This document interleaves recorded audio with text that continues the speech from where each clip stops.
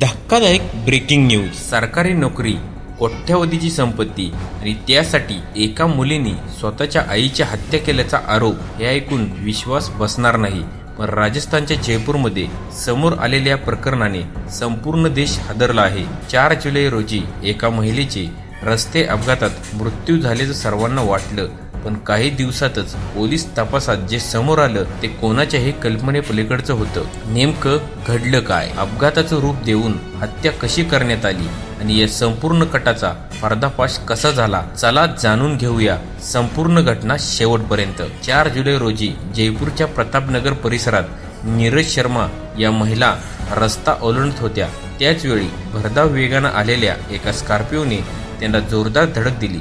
धडक इतकी भीषण होती की नीरज शर्मा यांचा जागीच मृत्यू झाला. सुरुवातीला हा एक सामान्य रस्ते अपघात असल्याचं मानलं गेलं. पोलिसांनी त्याच दिशेने तपास सुरू केला, पण काही गोष्टी संशयास्पद वाटल्या. गाडीने धडक दिल्यानंतर ती तिथून लगेच निघून गेली. काही साक्षीदारांच्या जबाबीतही विसंगती होती. याच कारणामुळे पोलीस या प्रकरणाचा सखोल तपास सुरू केला. तपासादरम्यान आणखी काही महत्त्वाच्या गोष्टी समोर आल्या. नीरज शर्मा यांच्या पत्नीचं काही काळापूर्वी निधन झालं होतं. ते न्यायालयात LDC पदावर कार्यरत होते.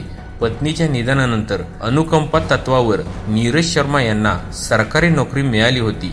दरम्यान नीरज शर्मा यांचे भाऊ राकेश शर्मा यांनी पोलिसांकडे धाव घेतली. त्यांनी सांगितलं की त्यांच्या बहिणीने अनेक वेळा फोन करून काही नातेवाईकांकडून संपत्ती आणि नोकरीसाठी त्रास दिला असल्याचं सांगितलं होतं. त्यामुळे त्यांना हा अपघात नसून कट असल्याचा संशय आला. ही तक्रार संपूर्ण प्रकरणाचा वेगळी वळण देणारी ठरली. यानंतर पोलिसांनी घटनास्थळावरील CCTV फुटेज, तांत्रिक पुरावे आणि साक्षीदारांचे जबाब तपासले. तपासात जसजसे पुढे गेले तसा एक धक्कादायक चित्र समोर येऊ लागलं. पोलिसांच्या तपासानुसार हा अपघात नसून नियोजनबद्ध हत्या होती. पोलिसांचा आरोप आहे की नीरज शर्मा यांनी 24 वर्षीय मुलगी आयुषी हिने तिचे काका मोहन आणि चुलत भाऊ बलराम यांच्या मदतीने हा कट रचला.